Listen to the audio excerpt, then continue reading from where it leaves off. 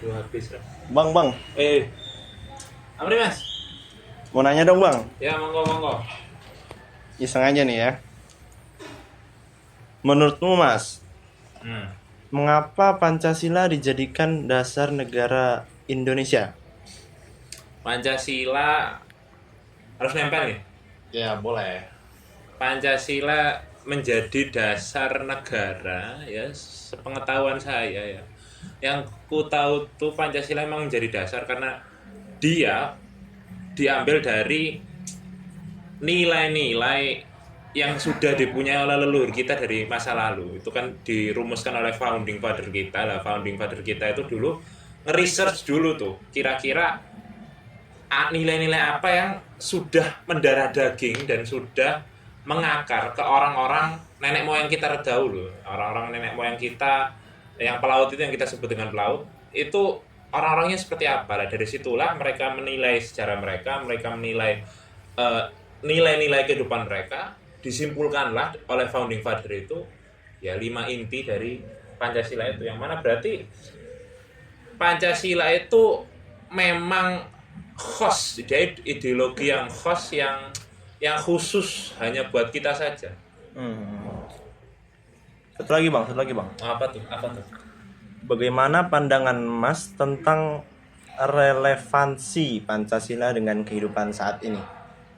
Relevansi ya. Secara teori Pancasila itu sangat relevan sebagai kehidupan bangsa, sebagai bangsa Indonesia ya, tentunya sebagai WNI dan juga WNI yang di dalam maupun luar negeri. Pancasila itu pastinya harus dijadikan sebagai pedoman.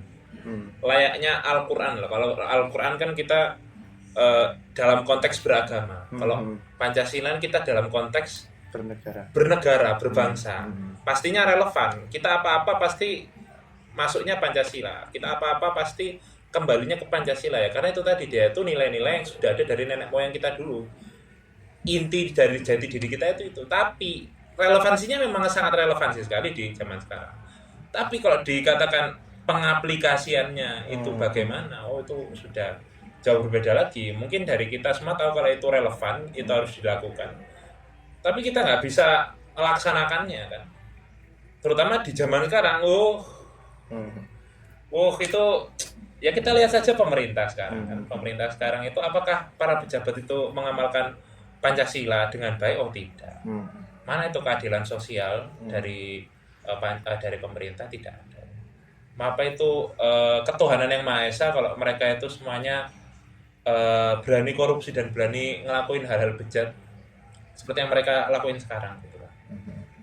Itu jadi menurut saya ya itu relevan, tapi untuk pengaplikasiannya dari kita sendiri, para pejabat, dari semua WNI kita, bahkan masyarakatnya aja, masyarakat saja menuntut para pejabat untuk nasionalis, untuk tidak korupsi. Untuk itu tidak korupsi kan berarti untuk apa? Untuk berjalan sesuai dengan Pancasila kan. Tapi ketika mereka ada kesempatan truk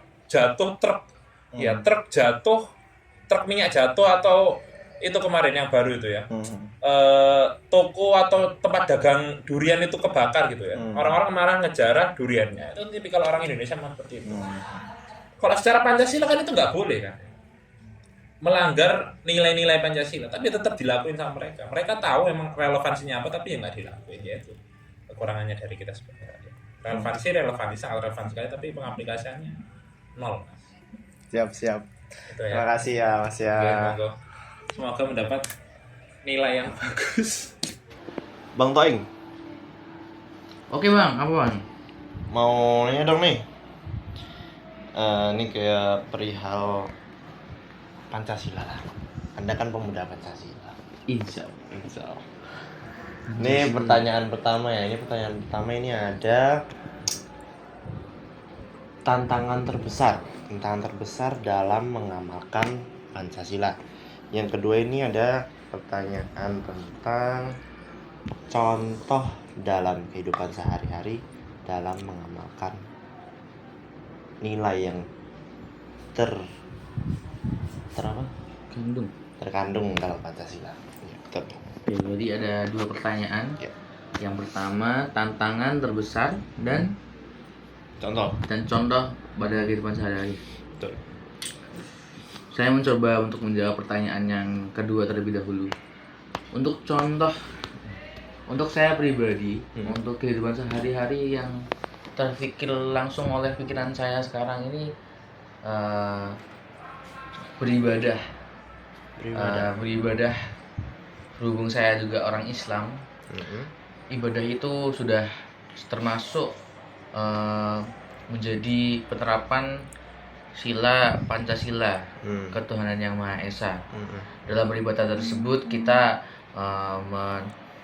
menghusukkan, menyembah kepada Tuhan kita yang kita percayai, dan juga tanpa merendahkan atau mengganggu peribadatan orang-orang yang berbeda agama dari kita.